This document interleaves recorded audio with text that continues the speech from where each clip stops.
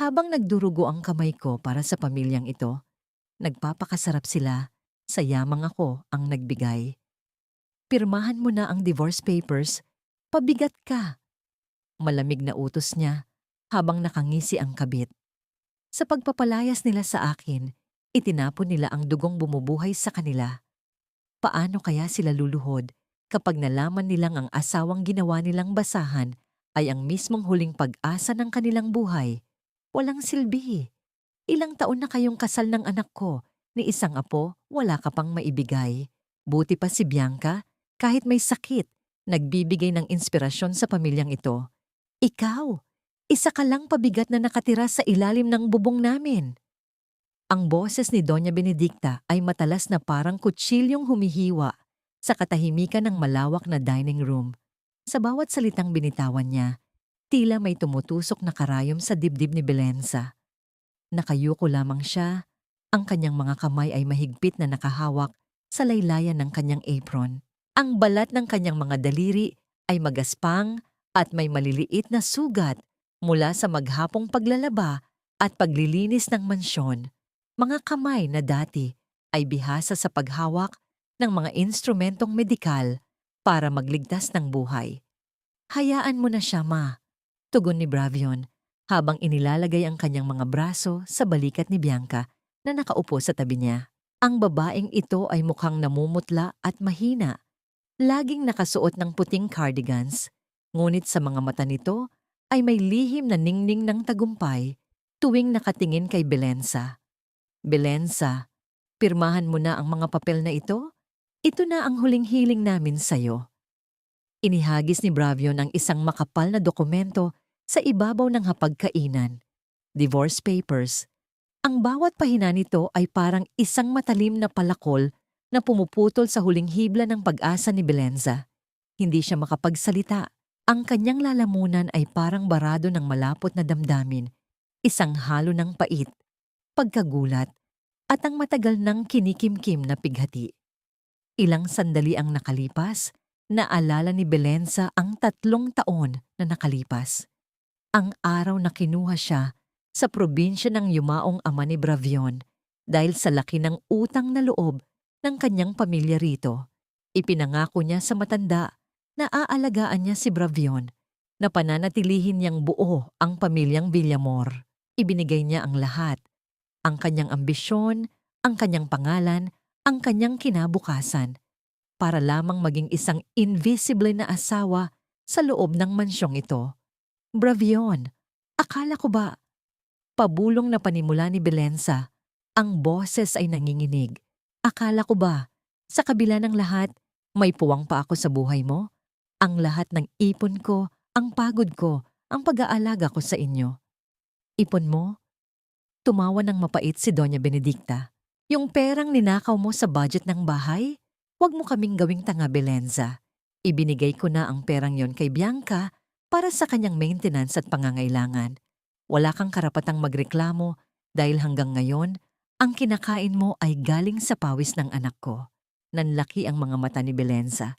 Ang perang itinabi niya para sana sa operasyon ng kanyang ina, sa probinsya ay kinuha ng kanyang biyenan. Ang perang pinaghirapan niya sa paglalaba ng mga kurtina at pag-aalaga sa mga hardin ng mansyon ay napunta lamang sa pambili ng mga mamahaling gamot at alahas para sa kabit ng kanyang asawa. Isang mainit na likido ang dumaloy sa kanyang mga pisngi. Hindi siya humagulgol. Ang kanyang pag-iyak ay tahimik, isang uri ng pagluha na mas masakit kaysa sa anumang sigaw. Ramdam niya ang bawat tibok ng kanyang puso na tila bumabagal, pilit na kumakawala sa tanikalang kinabibilangan niya. Bianca, hindi mo ba sasabihin ang totoo? Tanong ni Belenza. Ang kanyang paningin ay diretso kay Bianca na nananatiling tahimik at nakatingin sa labas ng bintana. Alam mong hindi ako nagnakaw. Ngumiti si Bianca, isang nangiting punong-puno ng pagpapanggap. Belenza, please, huwag mo na kaming pahirapan. Alam nating pareho na hindi ka nararapat dito. Mas mabuti pang umalis ka na habang may dignidad ka pa. Walang emosyon ang mga mata ni Bravion nang tumingin siya kay Belenza. Wala na ang lalaking minahal niya noon. Ang bravyo na nasa harap niya ay isang estranghero, isang taong nabulag ng maling pag-ibig at ng impluensya ng kanyang ina. Aalis na ako, sabi ni Belenza. Ang kanyang boses ay naging matigas. Isang boses na matagal na niyang hindi nagamit. Pero tandaan ninyo, ang lahat ng ginawa ko para sa pamilyang ito ay hindi utang na loob. Ito ay sakripisyo na inyong sinayang. Tumayo siya. Iniwan ang sopas na matagal niyang niluto sa kusina at naglakad patungo sa pinto. Ang bawat hakbang niya ay mabigat, ngunit sa bawat paglapat ng kanyang paa sa sahig, nararamdaman niya ang unti-unting pagkawala ng kadena sa kanyang mga binti. Paglabas niya ng mansyon, bumuhos ang malakas na ulan. Ang lamig ng panahon ay wala sa kalingkingan ng lamig na naramdaman niya sa loob ng bahay. Naglakad siya nang walang dalang payong, walang dalang gamit, tanging ang basang damit at ang nadurog na puso. Habang siya ay naglalakad sa kalsada, naramdaman ni Belenza ang matinding panghihina. Ang kanyang tuhod ay nagsimulang manginig at ang kanyang paningin ay unti-unting dumidilim. Sa gitna ng dilim at buhos ng ulan, isang itim na sasakyan ang biglang huminto sa harap niya. Ang liwanag mula sa headlight nito ay tumama sa kanyang mukha. At doon, sa gitna ng kanyang pagbagsak, isang boses mula sa nakaraan ang muling narinig ng kanyang pandinig. Ang bawat patak ng ulan ay tila mga karayom na tumutusok sa balat ni Belenza.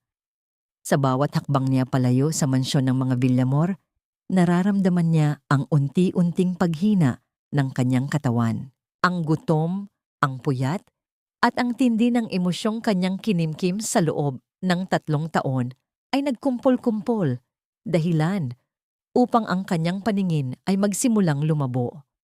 Ang kalsada ng Makati na dati ay pamilyar, ay tila nagiging isang malawak at madilim na kawalan. Sa gitna ng kanyang paghihingalo, ang liwanag ng isang sasakyan ang pumutol sa kadiliman. Huminto ang isang itim na kotse sa mismong tapat niya. Ang mga gulong nito ay dahan-dahang gumulong sa basang semento. Bumukas ang pinto at isang lalaking matangkad ang bumaba. Hindi siya nagdalawang isip. Tinakbo niya ang distansya patungo kay Belenza at bago pa man tuluyang tumumba ang babae sa maruming kanal, sinalo na siya nito. Isang mainit at matibay na tela ang ibinalot sa kanyang balikat. Hindi ito ang magaspang na apron na lagi niyang suot sa loob ng 3 taon. Ito ay isang mamahaling coat na amoy tabako at matapang na pabango. Belenza, Belenza, tingnan mo ako. Ang boses ng lalaki ay puno ng pag-aalala. Isang tono na matagal na niyang hindi naririnig. Isang tono ng tunay na pagpapahalaga. Dahan-dahang idinilat ni Belenza ang kanyang mga mata. Sa kabila ng malabo niyang paningin, nakilala niya ang mukha ni Bastian Cruz, ang lalaking minsang nagpasalamat sa kanya sa isang ospital sa Europa. Ang lalaking hindi niya akalaing makikita niya muli sa ganitong kalagayan. Ang pagod ni Belenza ay nagbunga ng isang mahabang kawalan ng malay, at ang huli niyang naramdaman ay ang ligtas na pagkarga sa kanya patungo sa loob ng sasakyan. Pagkagising ni Belenza, ang una niyang napansin ay ang puting kisame ng isang silid na hindi niya pagmamay-ari. Ang amoy ng silid ay malinis, walang bahid ng amoy ng luma at alikabok na nakakapit sa kanyang dating kwarto sa mansyon. Dahan-dahan siyang bumangon at ang sakit sa kanyang katawan ay tila nilunasan ng isang mainit na kumot. Sa gilid ng kama, nakapatong ang isang baso ng mainit na gatas at isang plato ng pagkain. Sa tabi nito ay isang maliit na note. Kumain ka. Ligtas ka rito. Pumasok si Bastian sa silid. Bit-bit ang isang tray ng mga gamot. Tahimik siyang umupo sa silya sa tabi ng kama. 3 taon, Belenza. 3 taon kitang hinanap. Hindi ko akalain na sa ilalim ng ulan at sa gitna ng pagpapalayas sa'yo kita matatagpuan. Bakit mo ako tinulungan? Tanong ni Belenza, Ang kanyang boses ay paos at basag. Tiningnan siya ni Bastian ng diretso sa mga mata. Dahil utang ko sa iyo ang buhay ko at dahil alam ko kung gaano kahalaga ang taong tinatapon nila. Ang mundong ito ay hindi para sa mga taong tulad ng mga Villamor. Ang mundong ito ay para sa mga taong tulad mo na may henyong kakayahan at pusong bakal. Tumayo si Bastian at inabutan siya ng isang folder. Binuksan ko ang laptop mo habang tulog ka. Nakita ko ang lahat. Ang pag-access mo sa protocols, ang mga diagnosis na ikaw ang gumawa para sa kanila. Ginagamit nila ang talino mo para sa kanilang kayamanan, habang ikaw ay itinuturing na basura. Sa pagbukas ni Belensa sa folder, nakita niya ang mga dokumentong matagal na niyang inasahan. Ang mga medical protocols ng Villamor Hospital na siya mismo ang nag-develop. Isang mabilis na galaw ang pumasok sa kanyang isip. Sa isang pindot lamang, maaari niyang burahin ang lahat ng access na ibinigay niya sa ospital na yon. Handa ka na bang bumawi? Tanong ni Bastian. Ang kanyang mga mata ay nagniningning sa determinasyon. Huminga ng malalim si Belensa. Ang sakit na naramdaman niya sa mansyon ay unti-unting napapalitan ng isang malamig na kapangyarihan. Hindi na siya ang asawang nagmamakaawa. Hindi na siya ang babaeng naglalaba ng kanilang mga maruming damit. Oo, sagot ni Belensa. Ipakita natin sa kanila kung sino ang tunay na buhay ng ospital na yon. Sa harap ng computer, pinindot ni Belensa ang bawat delete button sa system ng Villamor Hospital. Bawat click ay parang pagputol sa ugat ng yaman ng mga taong umabuso sa kanya. Alam niya na sa paggising ng mga Villamor kinabukasan, ang kanilang buong mundo ay guguho. Ngunit hindi ito sapat. Ito ay simula pa lamang ng isang malaking paghihiganti na hindi nila kailanman inaasahan. Habang pinapanood ni Bastian ang bawat galaw ni Belensa, isang ngiti ang sumilay sa kanyang mga labi. Sa bawat pagpindot ni Belensa, tila bumabalik ang dating kinang sa mga mata nito. Ang babaeng dati ay pilit na yumuyuko, ay ngayon ay nakatayo ng matuwid, handang bawiin ang lahat ng kinuha sa kanya. Salamat, Bastian. Bulong ni Belensa. Ang kanyang mga mata ay puno ng bagong pag-asa. Ngumiti si Bastian at hinawakan ang kanyang kamay. Hindi mo na kailangang magpasalamat. Mula ngayon, Belensa, ako ang magsisilbing proteksyon mo. Hindi ka na muling matutulog sa ulan. Sa labas ng bintana, tumigil na ang ulan. Ang langit ay unti-unting nagiging maliwanag, simbolo ng bagong kabanata sa buhay ng isang babaeng minsan nang winasak, ngunit ngayon ay bumabangon na may dalang bagong lakas. Habang mahimbing na natutulog si Belensa sa ligtas na tahanan ni Bastian, sa mansyon ng mga Villamor ay tila walang kamalay-malay ang mga tao sa paparating na bagyo. Nagdiriwang si Doña Benedicta sa sala, abala sa pag-aayos ng mga dokumento para sa marangyang kasal ni Bravion at Bianca. Sa wakas, wala na ang pabigat na yon, ani Doña Benedicta habang humihigop ng mamahaling alak. Bianca, ihanda mo ang sarili mo. Sa loob ng isang linggo, ikaw na ang magiging legal na asawa ni Bravion. Ang yaman ng mga Villamor ay mananatili sa ating kontrol. Tawa ng tawa si Bianca. Ang kanyang mukha ay puno ng kolorete. Pilit na itinatago ang kanyang tunay na hitsura.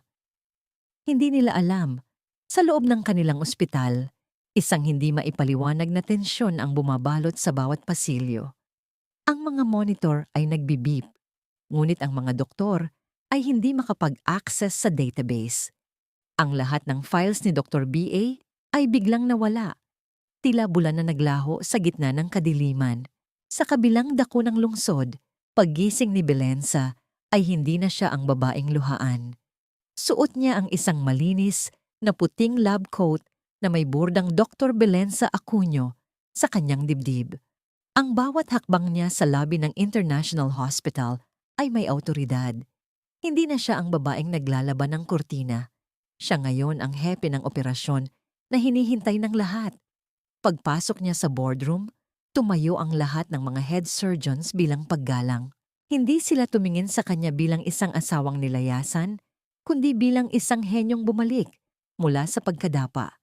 Inilabas ni Belenza ang kanyang tablet at ipinakita ang mga bagong protokol. Ang bawat ideya niya ay mas matalas, mas makabago, at mas epektibo kaysa sa dati.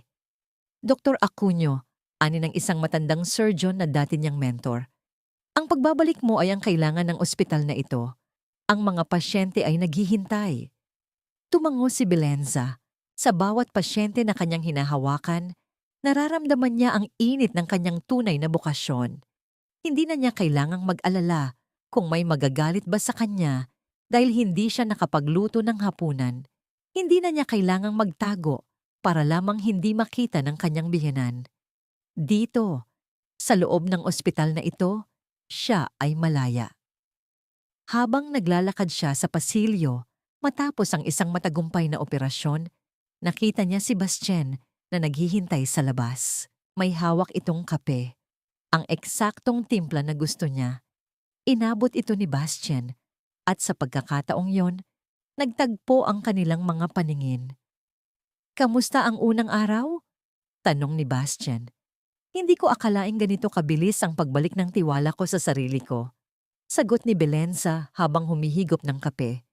"Dati, akala ko ang mundo ko ay nasa loob lang ng kusina ng mga Villamor. Ngayon, nakikita ko na ang mundo ay mas malawak pa pala kaysa sa inaakala ko." "Belenza, ang talento mo ay hindi nakalaan para sa kusina," seryosong sabi ni Bastien. "Ito ay nakalaan para sa pagliligtas ng mga taong tunay na nangangailangan." Habang nag-uusap sila, isang mensahe ang pumasok sa telepono ni Belenza. Galing ito sa isang unknown number, ngunit alam niya kung kanino ito galing. "Nasaan ang mga files? Hindi namin mabuksan ng system. Bumalik ka rito? Ngayon din." Basa ni Belenza ang mensahe. Hindi siya sumagot. Sa halip, pinatay niya ang telepono at itinapon ito sa basurahan sa tabi ng dingding. Wala na siyang balak lumingon pa sa nakaraan. Samantala, sa loob ng opisina ni Bravion sa Villamor Hospital, halos mabasag na niya ang kanyang mamahaling laptop dahil sa inis. Sino ang naglock ng system? Nasaan ang babaeng yon? "Anak, huwag kang mag-alala. Tatawagan natin ang mga pulis. Siguradong ninakaw niya ang data natin." Pagpapayo ni Doña Benedicta na ngayon ay kinakabahan na rin. Ngunit sa gitna ng kanilang kaguluhan, isang pasyente ang inatake sa gitna ng ER. Isang pasyenteng kailangang-kailangan ng operasyon na dati ay si Dr. B.A. lamang ang nakakagawa. Tumingin ang mga doktor kay Bravion, ngunit walang nakapagsalita. Alam nilang wala na ang taong nagliligtas sa kanila sa bawat maling desisyon na ginagawa nila. Napaupo si Bravion sa kanyang upuan. Sa unang pagkakataon, naramdaman niya ang bigat ng kanyang sariling kawalang ingat. Ang asawang lagi niyang minamaliit ay siya palang pundasyon ng lahat ng tinatamasa niya. Sa kabilang dako, sa isang tahimik na silid, nakita ni Belenza ang isang lumang litrato na iniwan ni Bastien sa kanyang desk. Ito ay litrato niya noong nasa Europa pa siya, bata pa at puno ng pangarap. Sa likod ng litrato may nakasulat, "Huwag mong kalimutan ang babaeng ito. Siya ang tunay na ikaw." Napangiti si Belenza. Ang sakit ng nakaraan ay nananatili, ngunit ang lakas ng kasalukuyan ay mas matimbang. Alam niyang sa mga susunod na araw, ang mga Villamor ay lalapit sa kanya. Hindi na bilang asawa, kundi bilang mga taong nangangailangan ng himala na siya lang ang makakapagbigay. At sa oras na yon, handa na siya. Sa loob ng opisina ni Bravion Villamor, ang hangin ay tila mabigat at puno ng tensyon. Ang bawat beep ng monitor mula sa labas ng ER ay tila isang babala na unti-unti nang naglalaho ang kanilang imperyo. Wala nang magawa ang mga teknisyan. Ang bawat file, ang bawat patient record na matagal na nilang inaasahan ay parang abo na tinangay ng hangin. "Hindi ko mahanap ang backup." Sigaw ng head technician. Ang pawis ay tumutulo sa kanyang noo. "Sir, ang system. Nakalock sa isang mataas na antas ng security. Si Dr. B.A. lang ang makakabukas nito." Napabuntong hininga si Bravion. Ang kanyang mga mata ay puyat at namumula sa galit. Sa loob ng 3 taon, nasanay siyang laging may solusyon ng asawa niya sa bawat problema ng ospital. Ngayon, sa harap ng isang pasyenteng nag-aagaw buhay, wala siyang ibang magawa, kundi ang tingnan ng kawalan. Bravion, huwag kang mag-alala, sabi ni Doña Benedicta na pumasok sa opisina. Suot ang kanyang mamahaling alahas na mukhang hindi na kasing ningning ng dati. Tatawagan natin ang mga pulis. Ipapakulong natin siya. Ninakaw niya ang pag-aari natin. Ma, hindi niya ninakaw yon. Malamig na sagot ni Bravion. Ibinigay niya yon sa atin bilang bahagi ng kanyang trabaho. Ngayong wala na siya, wala na rin ang trabahong iyon. Sa kabilang banda, sa International Hospital, payapa ang kapaligiran. Nakaupo si Belensa sa harap ng malawak na bintana. Tinitingnan ang tanawin ng lungsod. Sa kanyang tabi, nakaupo si Bastian, nagbabasa ng isang ulat tungkol sa pagbaba ng stocks ng Villamor Hospital. Mukhang nagsisimula na silang magkagulo. Sabi ni Bastian habang inilalapag ang tablet. Ang mga major investors ay unti-unti nang nagwi-withdraw. Alam nilang wala na ang magic sa loob ng ospital na yon.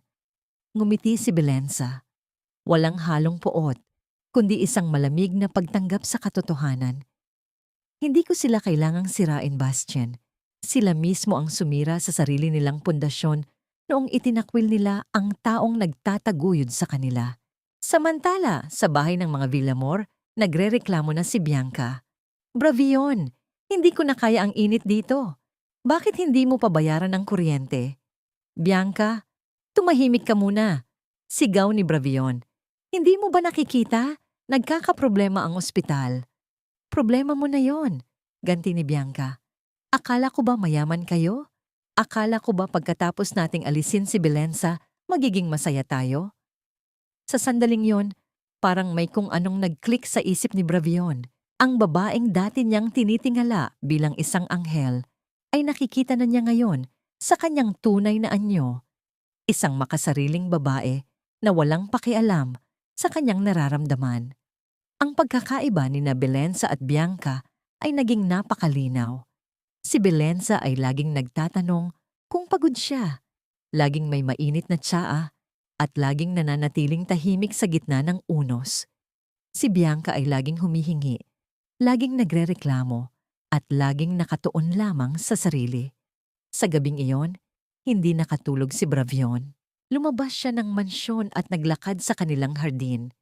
Nakita niya ang isang lumang upuan na ginagamit ni Belensa noon tuwing nagbabasa siya ng mga libro ng medisina.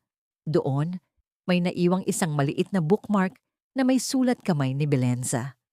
Ang tunay na pag-ibig ay hindi nanghihingi, ito ay nagbibigay. Napaupo si Bravion sa upuan. Ang bawat sandali na pinagsamahan nila ay bumabalik sa kanyang isip. Ang mga pagkakataon na inalagaan siya ni Belensa noong siya ay may sakit. Ang mga pagkakataon na tiniis nito ang panlalait ng kanyang ina para lamang hindi na mag-away ang mag-ina. Napagtanto niya ang laki ng kanyang pagkakamali, ngunit alam niyang huli na ang lahat. Kinabukasan, isang balita ang yumanig sa buong industriya. Ang Villamor Hospital ay opisyal ng inimbestigahan ng gobyerno dahil sa mga maling operasyon na nangyari sa nakaraang buwan. Mga operasyong hindi na nagawa ni Belensa dahil siya ay pinalayas na. Sa opisina ni Belensa, nakatanggap siya ng isang tawag. Hindi mula kay Bravion, kundi mula sa head nurse ng kanilang dating ospital. Dr. Acuño, kailangan namin ng tulong. Si Bianca. Nagkaroon ng komplikasyon sa kanyang puso.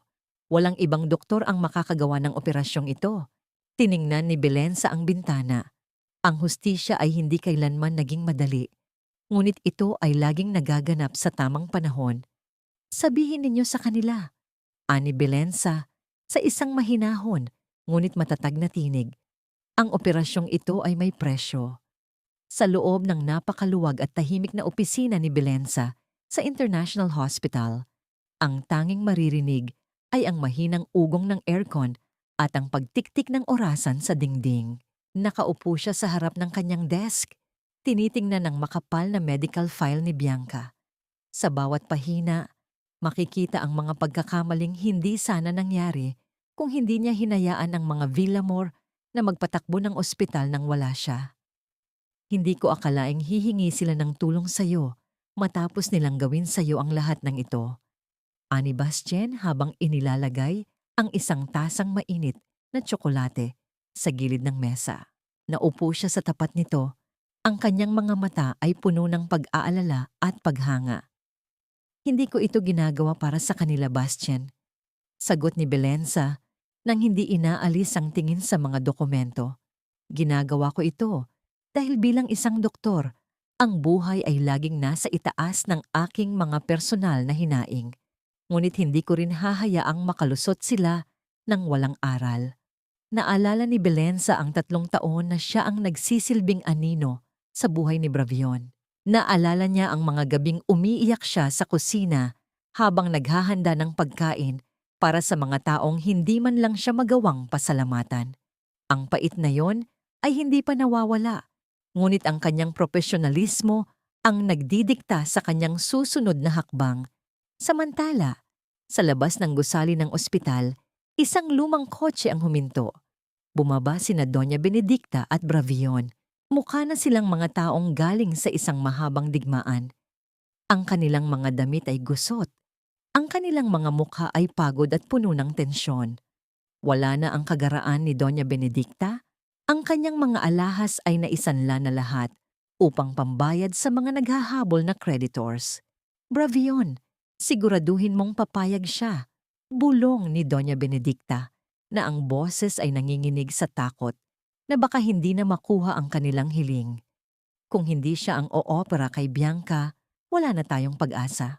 Siya na lang ang natitirang baraha natin para hindi tuluyang magsara ang ospital. Tumango si Bravion. Ang kanyang mga kamay ay nanginginig habang humahawak sa hawakan ng pinto ng ospital. Sa loob ng 3 taon, hindi niya akalaing darating ang araw na luluhod siya sa harap ng babaeng dati niyang itinuring na alipin. Pagpasok nila sa lobby, sinalubong sila ng mga gwardiya. Hindi na sila VIPs na kailangang pagbuksan ng pinto. Sila ay mga taong kailangang dumaan sa mahigpit na proseso. Nang makarating sila sa tapat ng opisina ni Belenza, natigilan si Bravion. Nakita niya ang isang pamilyar na anino sa loob. Si Bastien, ang lalaking nakita niya sa mga balita bilang bilyonaryong negosyante, na ngayon ay masayang nakikipagkwentuhan kay Belenza. Sino ang lalaking kasama niya? Tanong ni Doña Benedicta. Ang kanyang mga mata ay nanliliit sa inggit. Sebastian Cruz, sagot ni Bravion. Ang taong nag-pull out ng lahat ng investment sa atin. Napasinghap si Doña Benedicta. Kaya pala ang bilis nating bumagsak. May kakampi pala siyang bilyonaryo. Bumukas ang pinto. Lumabas si Bastien at nang makita niya ang mag-ina, ang kanyang mukha ay agad na naging seryoso at malamig. Dr. Acuño is waiting for you, ani Bastien. Ngunit huwag kayong magkamali. Hindi siya nakikipag-usap sa mga taong walang respeto. Pumasok sina Bravion at Doña Benedicta sa loob. Nakita nila si Belenza na nakaupo. Nakasuot ng puting lab coat. Ang kanyang hitsura ay napakarangal at puno ng awtoridad. Sa unang pagkakataon, hindi siya nakayuko. Nakatingin siya sa kanila ng diretso sa mga mata, na tila binabasa ang bawat takot at pagsisisi sa kanilang mga puso. Bibilenza, panimula ni Bravion, ang kanyang boses ay nanginginig. Alam naming marami kaming nagawang mali, pero parang awa mo na. Tulungan mo si Bianca. Nag-aagaw buhay siya. Ngumiti si Belenza, isang ngiti na walang halong kapaitan, kundi isang uri ng awa na mas masakit kaysa sa anumang pananakit. Bravion, akala niyo ba ang lahat ng bagay ay mabibili ng pagmamakaawa? 3 taon ninyo akong tinapaktapakan. 3 taon ninyo akong itinuring na basura. Ngayon, gusto ninyong ibalik ang oras? Handa kaming magbayad. Sigaw ni Doña Benedicta. Kahit magkano, ibabalik namin ang lahat ng kinuha namin sayo. Ang pera ay hindi makakabuhay sa inyong konsensya, Doña Benedicta. Sagot ni Belenza habang dahan-dahang tumatayo. Ooperahan ko siya. ngunit may kondisyon. Ano? Ano ang gusto mo? Tanong ni Bravion. Isang public apology, ani Belenza. Ipalatala ninyo sa lahat ng pahayagan na kayo ang dahilan ng pagbagsak ng inyong ospital at aminin ninyo sa lahat na hindi ninyo ako kailanman trinato ng tama. Kapag ginawa ninyo iyon, sisimulan ko ang operasyon. Natahimik ang dalawa. Ang pag-amin na yon ang tatapos sa kanilang natitirang dangal. Ngunit tiningnan nila ang medical report ni Bianca na tila isang hatol ng kamatayan kung hindi gagawin ang operasyon. Sige, sagot ni Bravion, habang ang mga luha ay nagsisimulang pumatak sa kanyang pisngi. Gagawin namin. Gagawin namin ang lahat para mabuhay lang siya. Ang balita ay kumalat ng parang apoy sa buong social media at mga pahayagan. Ang pamilya Villamor naglatala ng public apology para sa dating asawa ni Bravion na si Belenza Acuño. Ang headline ay nakasulat sa malalaking titik, isang kahihiyang hindi kailanman inakala ni Doña Benedicta na kailangan nilang harapin. Sa loob ng mansyon na ngayon ay mukhang abandonado na. Ang kuryente ay pabalik-balik dahil sa hindi pagbabayad ng bill. Si Bianca, na nakahiga sa isang sofa sa sala, ay pilit na hinihingal. Ang bawat paghinga niya ay tila isang pakikipaglaban sa kamatayan. Bravion, bakit mo ginawa iyon? Sigaw ni Bianca nang makita ang pahayagan. Pinahiya mo ang buong pangalan ng pamilya. Ano ang gusto mong gawin ko, Bianca? Balik sigaw ni Bravion. Ang kanyang boses ay puno ng frustration. Hayaan kang mamatay. Ginawa ko ang lahat para sa'yo. Ipinahiya ko ang sarili ko sa harap ng buong bansa para lang makakuha ng appointment kay Belenza. Napahawak si Bianca sa kanyang dibdib. Ang kanyang mukha ay naging asul. Ang desperasyon sa loob ng bahay ay abot langit. Si Doña Benedicta naman ay nakaupo sa sulok, walang imik, nakatitig sa kawalan.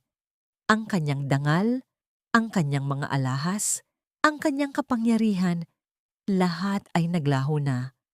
Ang tanging natira sa kanila ay ang takot na baka ang susunod na araw ay ang huli na ni Bianca. Samantala, sa opisina ni Belenza sa International Hospital, tinitingnan niya ang kopya ng pahayagan. Ang bawat salita ng apology ni Bravion ay nakasulat doon. Ang pag-amin sa kanilang pagkakamali, ang pagkilala sa kanyang tunay na pangalan at propesyon, ang lahat ng ito ay bahagi ng kanyang plano. Hindi para maghiganti sa paraang marahas, kundi para ipakita sa kanila ang katotohanan ng kanilang mga maling desisyon. Pumasok si Bastien sa silid. Bit-bit ang isang baso ng mainit na tsaa. Alam mo, Belenza, sa lahat ng tao, ikaw lang ang nakakaisip ng ganitong klaseng hustisya. Hindi sila pinarusahan ng batas, kundi pinarusahan sila ng sarili nilang kahihiyan. Ngumiti si Belenza. Hindi ang pera nila ang kailangan ko, Bastien. Ang kailangan ko ay ang katotohanan.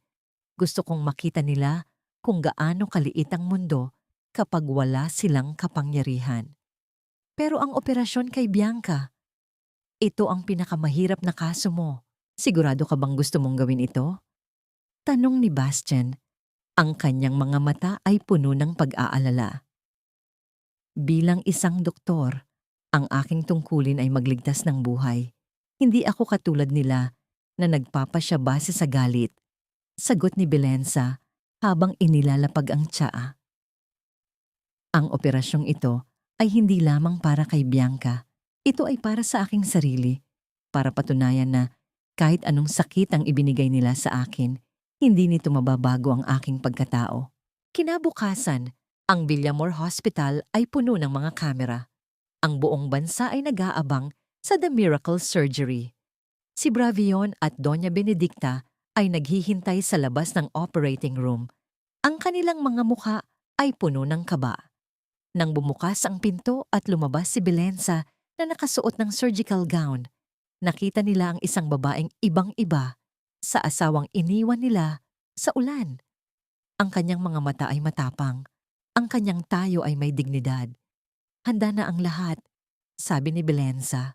Bravion, manalangin ka. Hindi dahil sa akin, kundi dahil sa buhay na nakasalalay sa loob. Habang papalapit si Belenza sa operating room, napansin ni Bravion ang isang bagay sa kamay ni Belenza. Hindi na nito suot ang mumurahing singsing na binigay niya noon. Sa halip, may suot itong relo na regalo ni Bastien. Isang relo na nagpapakita ng tamang oras, ang tamang oras para sa isang bagong simula. Sa loob ng operating room, ang bawat galaw ni Belenza ay tila isang sayaw. Ang kanyang mga kamay ay hindi nanginginig.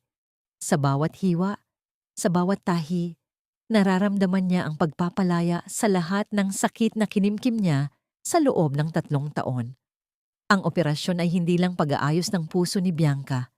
Ito ay pag-aayos ng kanyang sariling puso mula sa mga sugat ng nakaraan.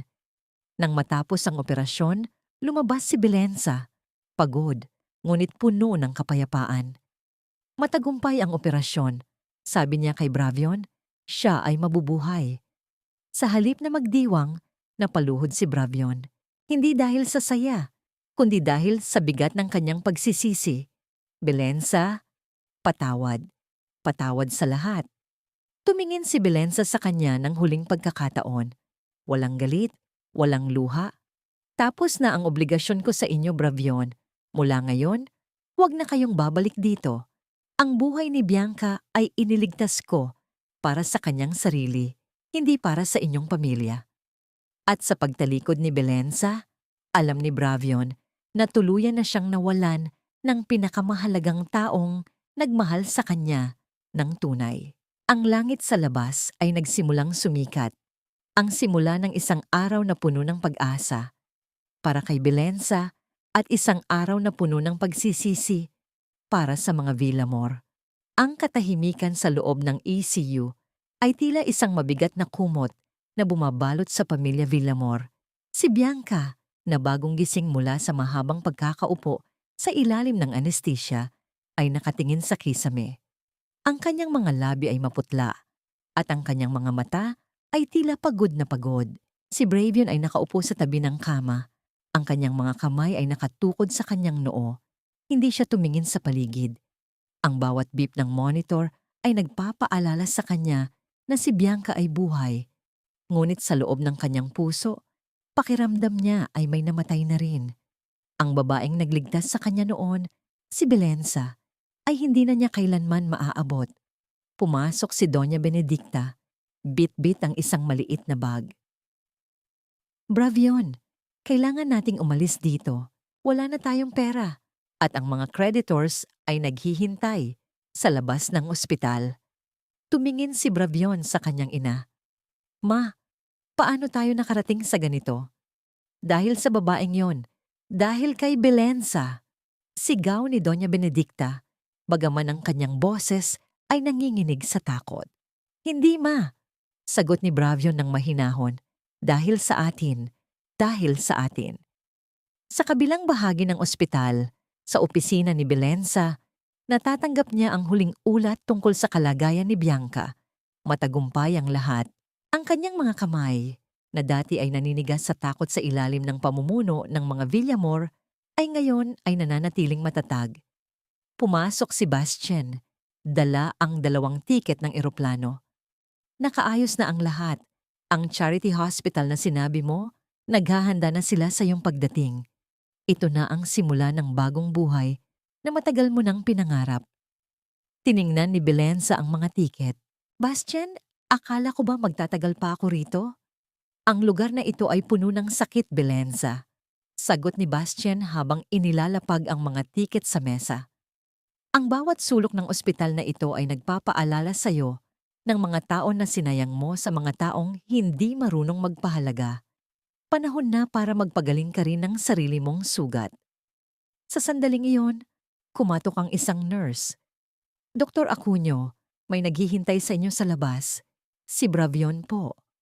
Tumayo si Belenza. Alam niyang ito na ang huling pagkakataon na magkakausap sila. Lumabas siya sa lobby ng ospital. At doon, nakatayo si Bravion. Suot ang kanyang damit na gusot at mukhang hindi natulog ng ilang gabi. Belenza, panimula ni Bravion nang makita siya. Hindi ko inaasahan na magagawa mo pa rin akong iligtas matapos ang lahat ng ginawa namin sa'yo. Ang buhay ay hindi isang laro, Bravion. Sagot ni Belenza. Hindi ako ang Diyos para magpasya kung sino ang dapat mabuhay o mamatay. Ginawa ko ang operasyon para sa aking sarili.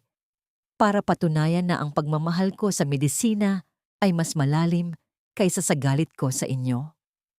Alam ko, sabi ni Bravion, habang ang kanyang mga mata ay napupuno ng luha. Ngayon ko lang napagtanto kung ano ang nawala sa akin. Hindi mo lang ako asawa, ikaw ang buhay ko. Ngunit huli na ang lahat, hindi ba? Hindi sumagot si Belenza. Ang katahimikan ay sapat na sagot para sa kanila. Ang pagmamahal na dati ay nagbubuklod sa kanila ay naglaho na. Pinalitan ng pag-unawa na ang bawat tao ay may sariling landas na dapat tahakin. Ingatan mo si Bianca, sabi ni Belenza bago siya tumalikod. At Bravion, sa susunod, matuto kang tumingin sa iyong paligid bago mo tuluyang pakawalan ang taong nagmamahal sa'yo. Pagtalikod ni Belenza, hindi na siya lumingon pa. Ang bawat hakbang niya ay papalayo sa mansyon, papalayo sa mga Villamor, at papalayo sa nakaraang pilit na humihila sa kanya. Sa labas ng ospital, naghihintay si Bastien. Binuksan nito ang pinto ng sasakyan para sa kanya. Handa ka na ba? Tanong ni Bastien. Oo, sagot ni Belenza. Habang umaandar ang sasakyan, tumingin si Belenza sa bintana. Ang lungsod ng Makati ay unti-unting lumiliit.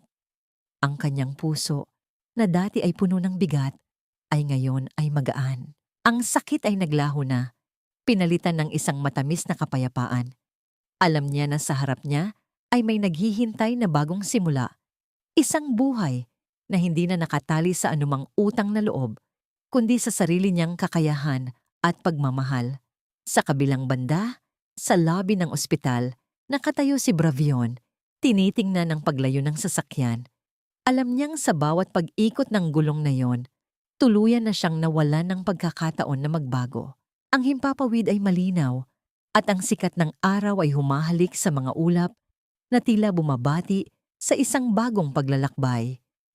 Nakatanaw si Belenza sa bintana ng eroplano habang dahan-dahang lumalayo ang Manila sa kanyang paningin.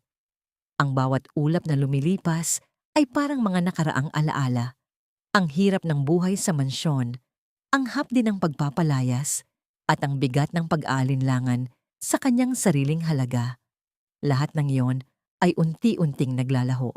Sa tabi niya, si Bastien ay tahimik na nagbabasa ng isang dokumento. Hindi siya nakikialam sa katahimikan ni Belenza. Alam niya na ang babaeng ito ay nangangailangan ng oras upang muling mabuo ang kanyang sarili. Ipinatong ni Bastien ang kanyang kamay sa ibabaw ng kamay ni Belenza. Isang haplos na hindi humihingi, hindi kumukontrol, kundi nag-aalok ng suporta. Handa ka na ba sa magiging buhay mo sa ibang bansa? Tanong ni Bastien ng may ngiti. Ang charity hospital na itatayo natin ay hindi lang basta gusali. Ito ay isang tahanan para sa mga taong katulad mo noon. Mga taong may pangarap, ngunit walang boses. Tumingin si Belenza kay Bastien. Salamat, Bastien. Dahil sa'yo, natututunan kong ang pagmamahal ay hindi pagpapakasakit hanggang sa mawala ka na. Ang pagmamahal pala ay ang pagkakaroon ng kapareha na itutulak kang lumipad, hindi ang papatayin ng iyong mga pakpak. Sa probinsya, habang ang buhay ay unti-unting nagbabago para kay Belenza, ang mga Villamor ay nananatiling nakakulong sa kanilang sariling impyerno. Matapos ang operasyon, si Bianca ay dinala sa isang maliit na condo unit. Ang mansyon ay binawi na ng bangko. Wala na ang mga katulong, wala na ang karangyaan. Bravion! Gutom na ako! Ani Bianca, ang kanyang boses ay walang sigla. Bakit wala tayong stock ng pagkain? Tumingin si Bravion sa paligid. Ang kondo na ito ay hindi hamak na mas maliit kaysa sa kanilang dating garahe. Wala na tayong pera, Bianca. Ang lahat ng naipon natin ay naubos na sa pagbabayad ng mga utang at sa operasyon mo. Napahagulgol si Bianca. Ang kanyang pag-ibig kay Bravion ay nakatali lamang sa yaman at luho. Ngayon, Wala na ang mga ito at ang tanging natira ay ang isang lalaking wala ng dignidad at isang ina na araw-araw ay sinisisi siya sa kanilang pagbagsak.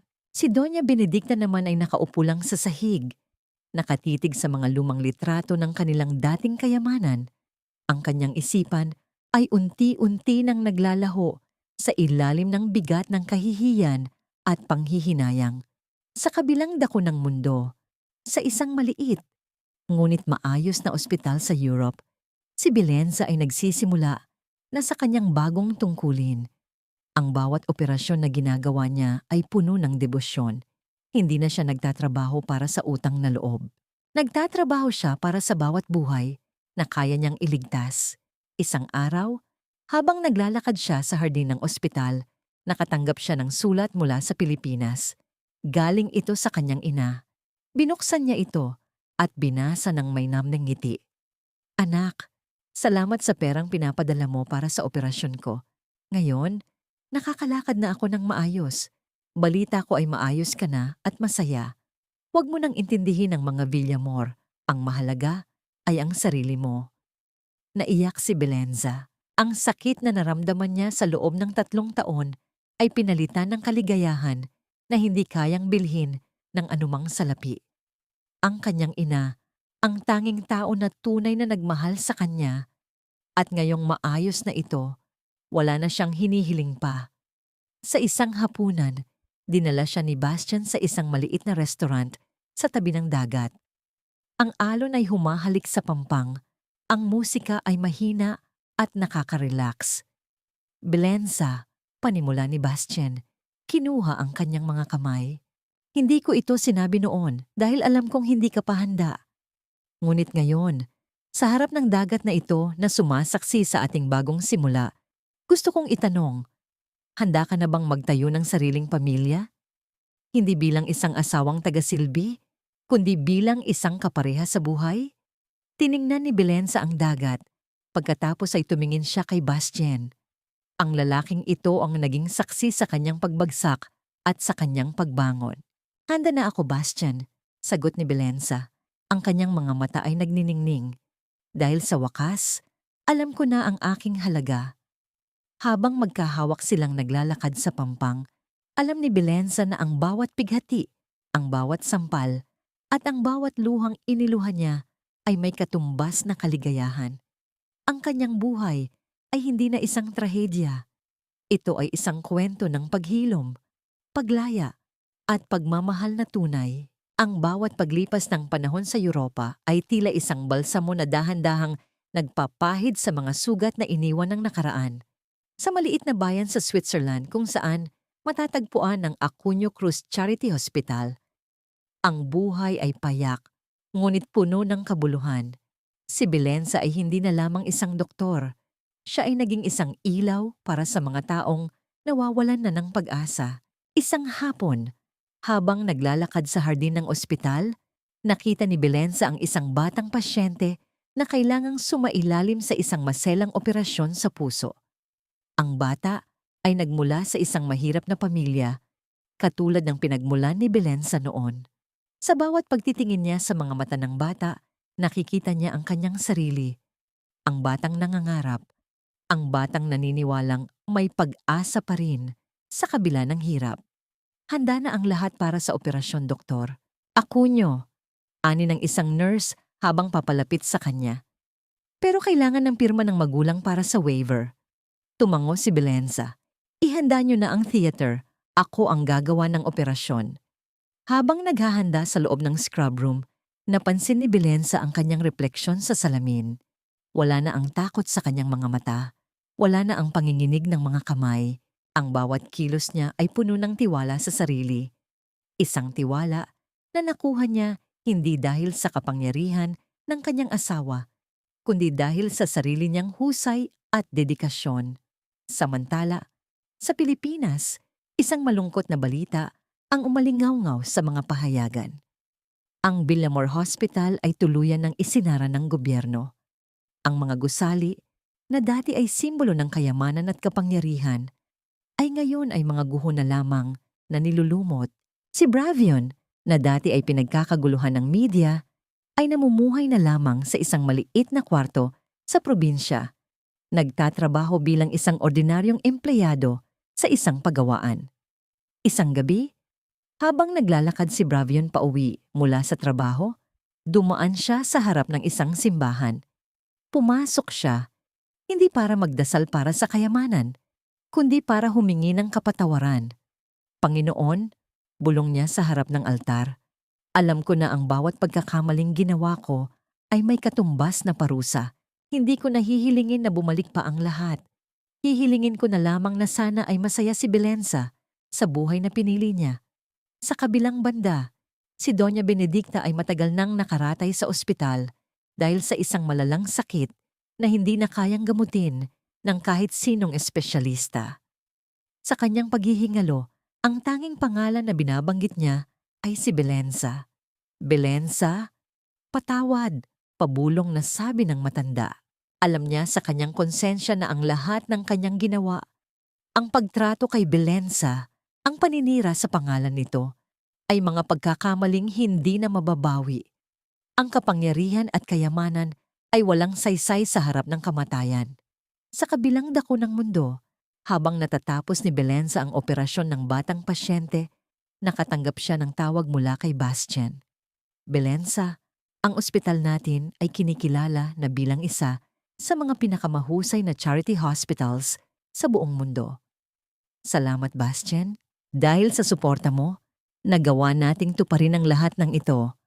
Sagot ni Belenza ng may ngiti. Hindi lang dahil sa akin. Sagot ni Bastian, dahil ito sa'yo. Dahil ikaw ang puso ng ospital na ito. Pagkatapos ng tawag, lumabas si Belenza sa balkonahin ng ospital. Tinitingnan niya ang paglubog ng araw. Sa bawat kulay ng langit, ang paghahalo ng orange, violet at ginto. Nakikita niya ang kagandahan ng buhay. Ang nakaraan ay hindi na isang tanikala. Ito ay isa na lamang kabanata ng isang libro na tapos na niyang basahin. Alam niyang hindi na niya kailangang balikan ang mga Villamor. Ang hustisya ay hindi paghihiganti. Ang hustisya ay ang pagpapatuloy ng buhay ng may dangal. Ang bawat pangarap na dati ay kinuha sa kanya ay unti-unti na niyang nakukuha muli. Hindi sa pamamagitan ng pag-aagaw, kundi sa pamamagitan ng pagtatrabaho ng tapat. Belenza, tawag ni Bastian mula sa likuran. Lumapit ito at niyakap siya mula sa likod. Bastian, handa na akong magsimula ng bagong kabanata, bulong ni Belenza. Isang kabanata kung saan wala ng luha, wala ng takot, at wala ng mga taong pilit na hihila sa akin pababa. Dito lang ako, Belenza, sagot ni Bastian. Hinding-hindi kita iiwan. Ang bawat pintig ng puso ni Belenza ay tahimik at payapa. Ang unos ay humupa na at ang dagat ng kanyang buhay ay muling naging kalmado. Sa bawat bagong pasyente na darating sa kanilang ospital, alam ni Belenza na ang bawat buhay na ililigtas niya ay isang patunay na kahit gaano man kasakit ang nakaraan, ang bawat bukas ay may dala pa ring pag-asa. 5 taon ang nakalipas mula nang iwan ni Belenza ang gulo ng kanyang nakaraan. Ang Acuña Cruz Charity Hospital ay naging simbolo na ng pag-asa hindi lamang sa Switzerland, kundi sa buong mundo. Hindi na lamang ito isang gusali, ito ay naging tahanan ng mga taong dati ay walang boses, walang pag-asa, at walang pangarap. Si Belenza, na dati ay isang asawang inalipusta at ginawang basahan, ay isa na ngayong iginagalang na chief surgeon at philanthropist. Ang kanyang mga kamay, na dati ay nanginginig sa takot sa loob ng mansyon ng mga Villamor, ay ngayon ay matatag at puno ng buhay. Sa isang maliit na mansyon sa gilid ng lawa, nakatayo si Belenza, hawak ang isang maliit na bata na may kulay ng kanyang mga mata. Si Bastian ay nakatayo sa kanyang tabi, yakap ang mag-ina. Belenza, naalala mo pa ba ang huling sulat na natanggap natin mula sa Pilipinas? Tanong ni Bastian. Tumango si Belenza. Iyon ay mula sa dating head nurse ng Villamor Hospital. Balita nito, Si Doña Benedicta ay pumanaw na ng mag-isa sa isang pampublikong ward at si Bravio naman ay nagtatrabaho na bilang isang janitor sa isang maliit na klinika, tahimik na namumuhay ng malayo sa mga spotlight ng Maynila. Hindi na sila humihingi ng tawad, wala na silang lakas na humingi pa. Tapos na ang lahat, bulong ni Belenza.